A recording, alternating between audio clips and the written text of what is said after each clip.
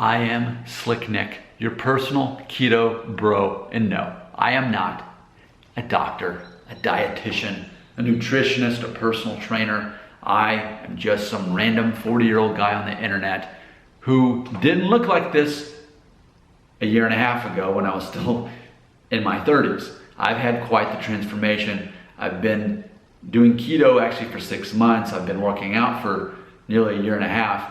More so than anything though, I think that the walking 2 to 5 miles a day and the keto are the main thing. Now yes, working out definitely helps get me toned. This didn't used to be this way.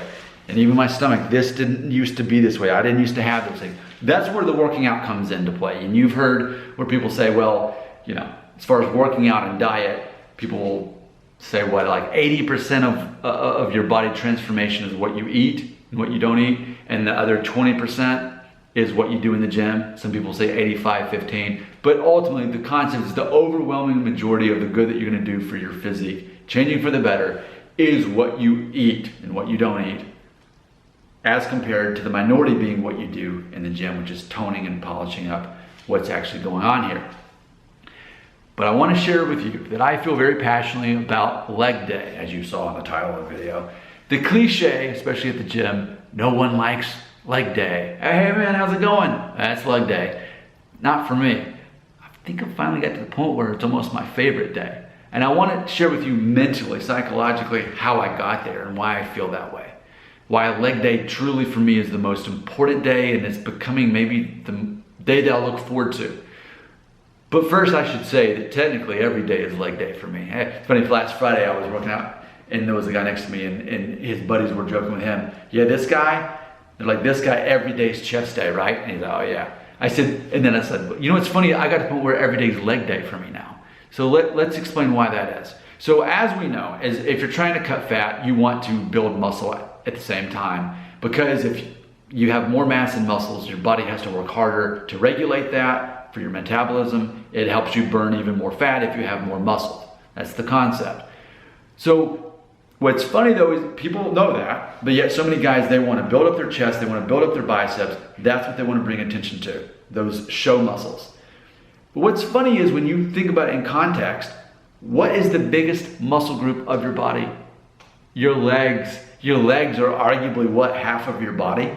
And so for me, and I can tell you since I've been working out a year and a half, I've never skipped a leg day, because I knew that I wanted to be balanced. But now more than ever, I'm like, well, if the whole concept to build more muscle is to help speed up your metabolism even more, and all the good concepts that comes with building muscle, why wouldn't you want to focus on your legs, which is the biggest muscle group there is? Maybe it's not as fun, but it's becoming fun for me. I mean, should I stand on the chair now? Maybe that would be the way to. But it's like, okay, I'm not here to say that, okay, these are the best leg muscles you've ever seen. But I have a thing about, as far as I don't want to be like, you know, Vin Diesel or Sylvester Stallone, where they just they're up here, but then they have little stick legs. Granted, I'm basically a small guy to begin with. And I'm okay if I never have a huge chest and huge biceps and shoulder. I'm okay with that. For me, I want everything to be consistent. So if it's lean muscle, which simply just means I don't have a lot of muscle mass, but I have low fat and I have tone, I'm good with that. But I want to make sure, by all means, that I put just as much effort into my legs and my butt, my thighs, as I do all the other body parts.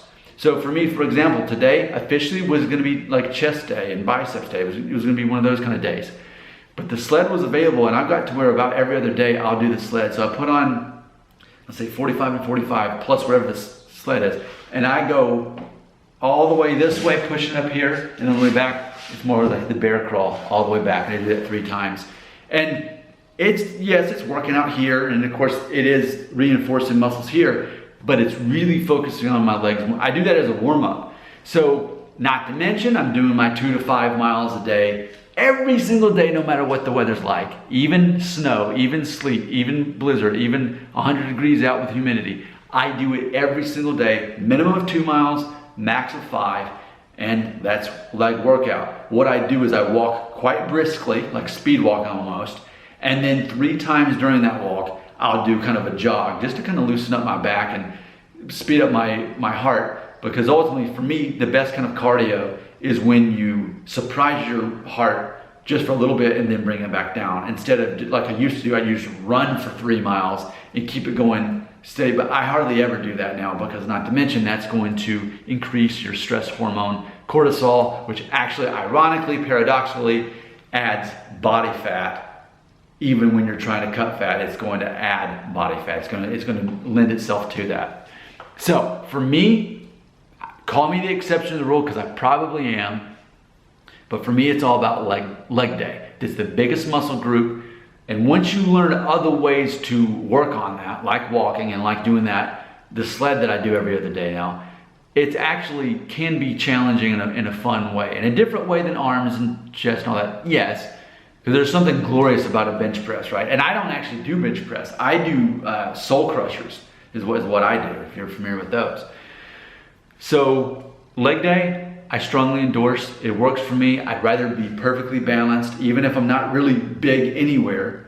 And it's funny because recently I spent like $140 of my own, money from my birthday and Christmas for my parents, whatever, on new clothes. And like half of that clothes was workout clothes, including, these polyester workout shirts that, as Nate Bargatze, the comedian, says, it highlights the worst parts of your body if you have extra fat. It just highlights that. But now I can get away with wearing a size medium, which is, I could barely fit, I couldn't even fit into a size medium t-shirt, a year ago. I couldn't, because it stuck out here on my neck and on my stomach. Now I can wear that.